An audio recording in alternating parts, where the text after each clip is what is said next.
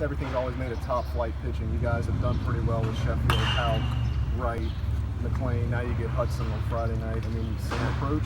Lucky us, huh? Well, I'll tell you, we have. I'm very proud of our guys for what they've done these last 2 weekends. Besides winning the 2 series, sweeping one of them, we beat 4 of the very best pitchers, certainly in our conference, if not in the country. And of course, I'm talking about Sheffield and Wright from Vanderbilt, and McLean and Halk from Missouri. But that didn't get any easier. This is the SEC. Everybody's Friday night guy it seems like in the first rounder. This guy, Dakota Hudson, he pitched against us last year, I think out of the bullpen, and I thought his stuff was electric. I wondered, quite frankly, why he wasn't pitching more. And he went away in the summer, and he had a terrific summer. And now he's come back to college as one of the very best prospects in the country. He's pitched great baseball for them. So we're excited about it.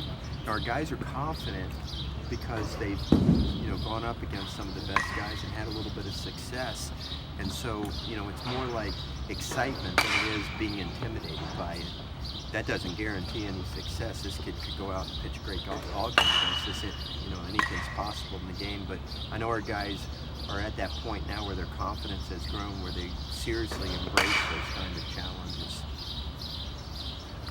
They swing the bats pretty well. I think they rank like somewhere in the top 3 of like RBIs, hits, batting average. I mean, you faced good offenses before, but how important is it for your pitchers to have to get off to a good start again? I saw last night they played 14 innings, and they only got the leadoff hitter on base 1 time in the 14 innings. Consequently, they only scored 1 run. And I know it sounds like a broken record, but I think that's going to be a real key for us against these guys as well. They don't steal a lot of bases, but they make things happen. They like to hit and run. They do sacrifice bunt. John's a very aggressive coach. And so I think, if you can get outs before you allow base runners, it certainly helps, your chances of keeping them from scoring. But they've got a good team, they always have had good players. And, they're very hard-nosed. They play with a lot of energy and a lot of enthusiasm. And I like to think that, we do the same. So, we've always had great series with Mississippi State, great games. I'm sure this weekend will be more of the same. And along those lines, you guys played late into the night last night, but so did they. Does that kind of help that the other team's coming in after a long night too? I really don't even think it'll be a factor one way or the other. They were extended more innings. They had to play 14 innings, so they had to use a little bit more pitching. I'm sure nobody on their staff pitched more than 3 innings. They only had 1 guy throw 3. And ours was only a 9-inning game, so we didn't have to extend our guys. We were a little tired. I think I got home about 1:30 in the morning.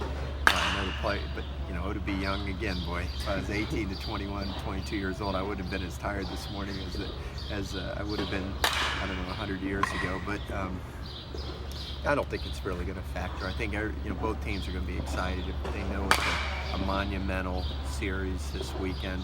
2 highly ranked teams, 2 teams with great history and tradition, 2 teams that have had an amazing rivalry. The rivalry between Mississippi State and LSU, I say this every year, I hope I'm not boring anybody with these comments, but I believe that the Mississippi State-LSU series, rivalry, whatever you want to call it, has had more to do with the popularity of college baseball than any series there has ever been in any part of the country. Everybody thinks the SEC in baseball has always been this terrific, the best conference in the country, and that has not been the case. For example, when I came to LSU in the fall of 1975, our head baseball coach's main job was he was the equipment manager for the football team. That's how much emphasis they placed on baseball. Not until Ron Polk went to Mississippi State in the late 70s and kind of forced them to take baseball serious did any of the schools in the league take baseball serious. Then a guy named Skip Bertman came to LSU in 1983, and of course he knew how to do it. And he developed this great program here, and now all of a sudden somebody's challenging Ron Polk in Mississippi State. And it began a tremendous rivalry between the 2 schools where they played at a really high level, and this other amazing thing happened. Fans started coming to the games. And what happened is an interest in the games in college baseball between those 2 schools developed, And also, you know, when they were playing each other, those two schools in particular started having more fans coming to their games. I think a lot of the schools in our league started looking around and saying, wow, if we hire a good coach, if we put resources into our program, maybe we can have a baseball program that our community and our university can be proud of. It might even become self-sufficient. And I really think that had more to do, that was the impetus for the development of the baseball in the SEC to the level it is now, and that's had a trickle effect to the entire country.